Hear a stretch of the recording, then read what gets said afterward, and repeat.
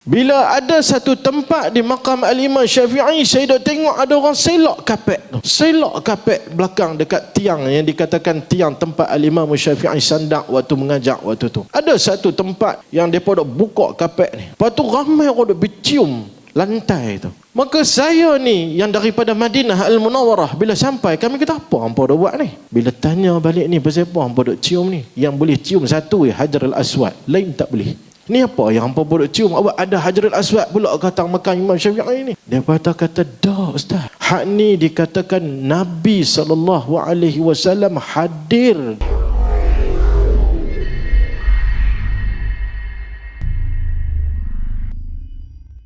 Yang ni adalah dakwaan yang terlalu banyak dalam masyarakat kita, tuan-tuan.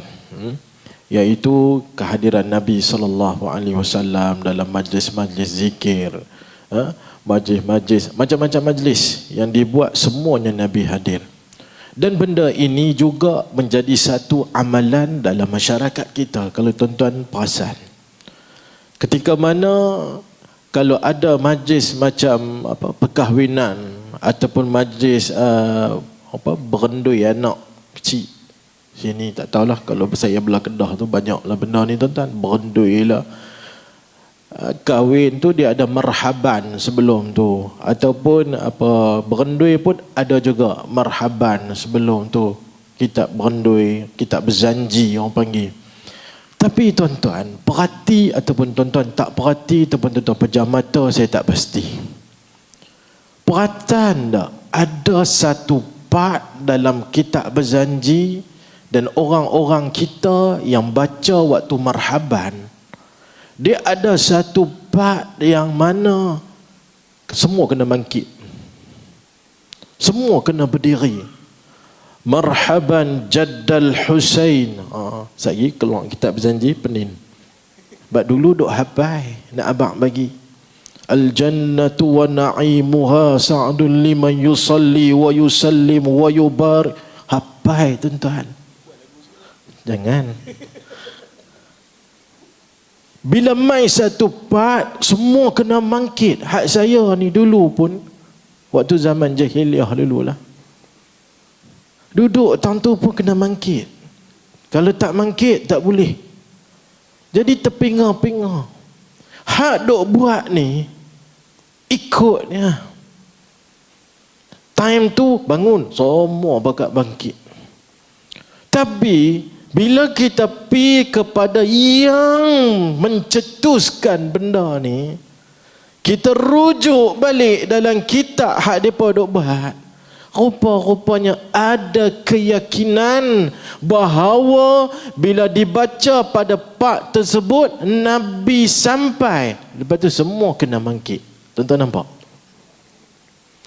Sebab itulah kena bangkit. Bukan bangkit saja-saja. Dia kalau nak bagi duit, sekali lagi lepas makan mau dia bagi duit. Tuan-tuan nampak benda ni dalam masyarakat kita? Sebab apa saya setuju dengan apa yang disebut oleh Dr. Azri tadi? Fanatik, ta'assub, membuta tuli, tanpa kita bertanya, tanpa kita nak tanya, ni pesepa nak kena bangkit. Tak pernah apa tanya. Bila ditanya, bangkit dah lah, terserah cakap banyak. Nampak tuan-tuan? Hal ni yang berlaku dalam masyarakat kita. Tapi dia ada berkaitan dengan akidah. Golongan ini yang kita nak kena cantah dulu tuan-tuan. Dari sudut sebab dia ada kaitan dengan akidah. Mana mungkin Nabi SAW boleh hadir secara yaqadhah. Walaupun di situ ada perbincangan yang luas di peringkat pada para ulama. Tetapi di peringkat kita hari ini, masyarakat hak bawah kena celik akan kebenaran ini. Kena celik. Kita jangan duk main tibaya. Apa orang kata macam susu Cak Junjung, turun temurun punya amalan. Macam susu Cak Junjung. Kalau ni tak minum dah susu Cak Junjung. Ada lagi. Nampak benda ni jadi turun temurun dalam masyarakat kita. Bahkan kita tak pernah persoalkan.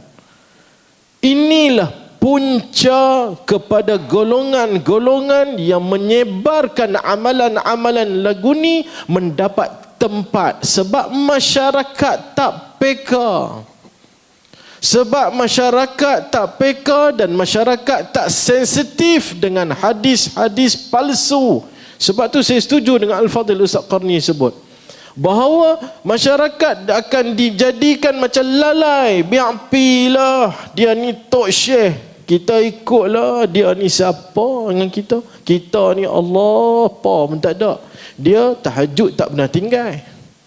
Duk buat lagu tu, ta'assub, fanatik. Saya masih ingat lagi tuan-tuan, waktu saya pergi ziarah bumi Mesir. Saya pergi ke tempat maqam Al-Imam Syafi'i rahimahullah. Bila sampai ke maqam Imam Syafi'i, saya tengok anak-anak Melayu kita yang duk tadah kitab depan maqam Imam Syafi'i. Saya kata, ni pasal apa hampa duk tadah kitab tak ni? Nak ambil keberkatan kepada Al-Imam Syafi'i. Awak tak boleh baca kat kitab Jami' Azhar ke? Tak boleh ke? Dia kata tak boleh, kena baca kat makam. Tuan-tuan tengok pemikiran. Main daripada siapa? Hak atah, hak atah, hak atah. Susu cak junjung, turun temurun. Bila ada satu tempat di makam Al-Imam Syafi'i, saya dah tengok ada orang selok kapet tu. Selok kapet belakang dekat tiang yang dikatakan tiang tempat Al-Imam Syafi'i sandak waktu mengajak waktu tu.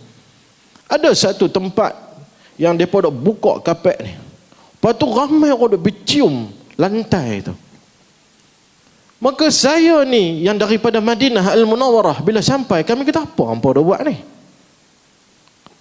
Bila tanya balik ni, pasal apa hampa dah cium ni? Yang boleh cium satu Hajar Al-Aswad, lain tak boleh.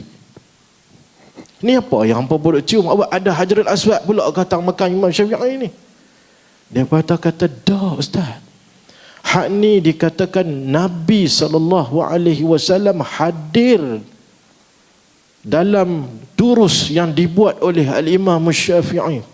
Kemah. Saya kata Nabi yang hadir ke Al-Imam Syafi'i yang kena hadir? Dia pengengau. Tuan-tuan tengok pemikiran masyarakat kita dengan benda lagu tu pun boleh tertipu dah. Orang cium, semua cium lantai.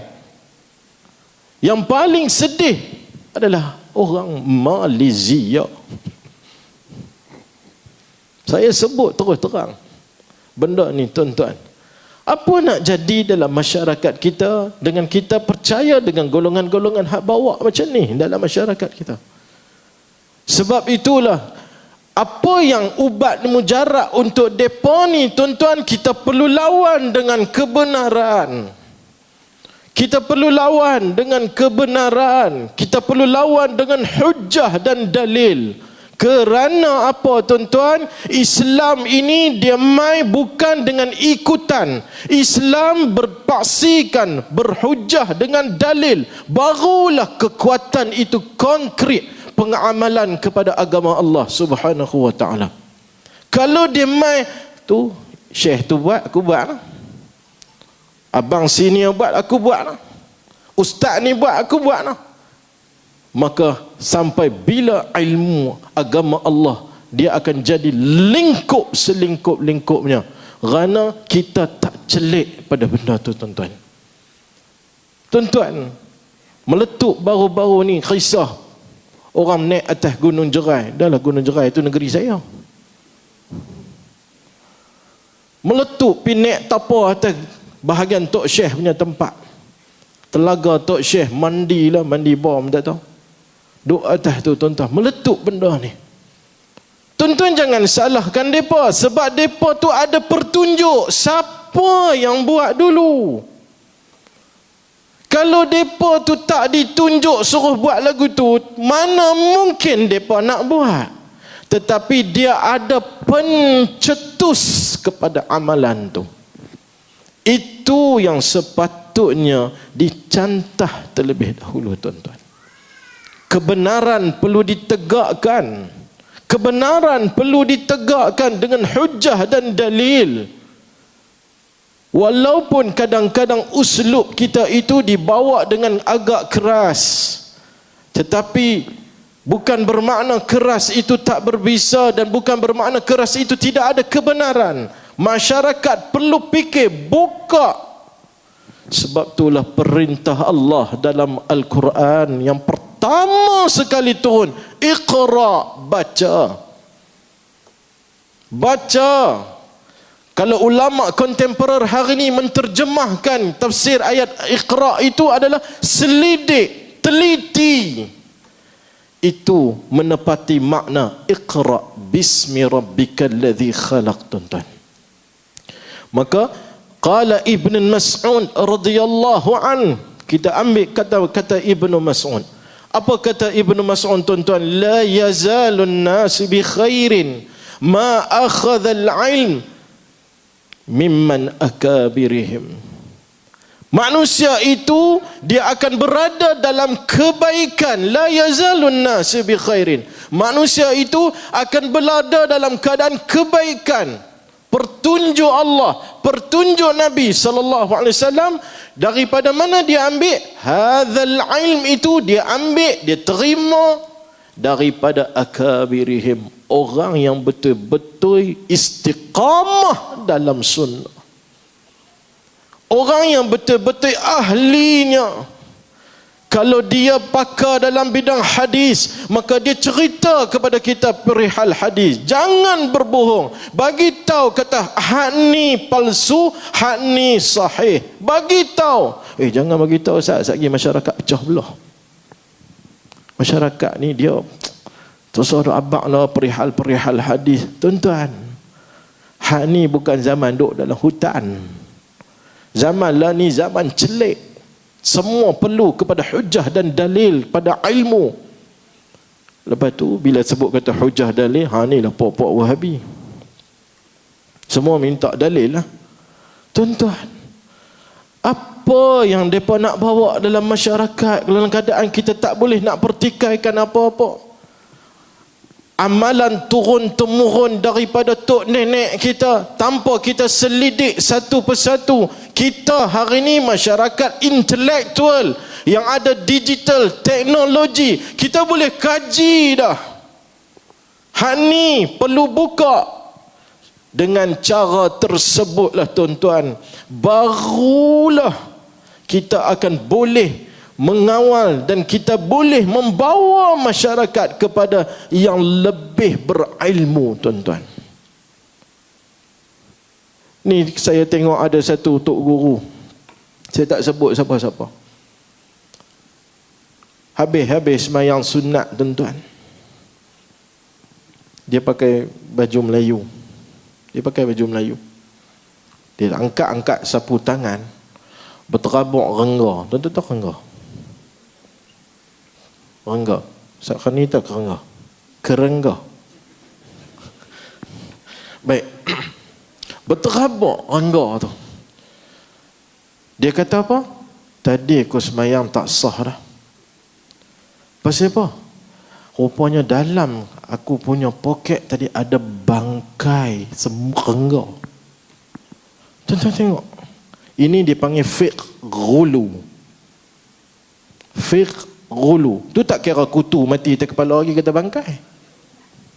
Hak ni saya tak bawa contoh kutu mati atas kepala. Saya bawa rengga mati dalam poket. Bangkai. Tuan-tuan nampak benda ni bawa dalam masyarakat. Masyarakat yang tak tahu, masyarakat yang terima bulat-bulat. Sungguhlah kutu ni mati atas kepala. Habis batai semayang. La ilaha illallah. Apa nak jadi dengan golongan hak bawa mai macam ni, tuan-tuan, dan kita terima bulat-bulat. Sebab tu Ustaz Azri kata tadi, depa view 4,000, kita 80 lah. Sebab dia main dengan kutu mati atas kepala. Kutu mati atas kepala 4,000. Rengga mati dalam poket, 4,000 orang view. Hak kita bawa hadis-hadis yang sahih, kita bawa dengan benda macam ni, 80 orang view. Muslimin dan muslimat yang dikasihi Allah. Maka kesedaran itu penting. Kesedaran itu penting kepada masyarakat supaya kembali balik kepada ajaran yang sahih. Adakah Al-Imam Syafi'i bawa dengan mazhab ataupun pendapat dia yang begitu syadid sampai ke tahap lagu tu, tuan-tuan? Adakah Al-Imam Abu Hanifah Nu'man ibn Thabit bawa mai pendapat fiqhnya itu syadid sampai ke tahap lagu tu? Adakah Malik ibn Anas membawa pendapat-pendapatnya dalam keadaan terlalu dahsyat pendapat dia? Ini yang kita tak mau dalam masyarakat kita, supaya jangan fanatik, jangan ta'assub, jangan ghulu dalam agama Allah Subhanahu wa taala.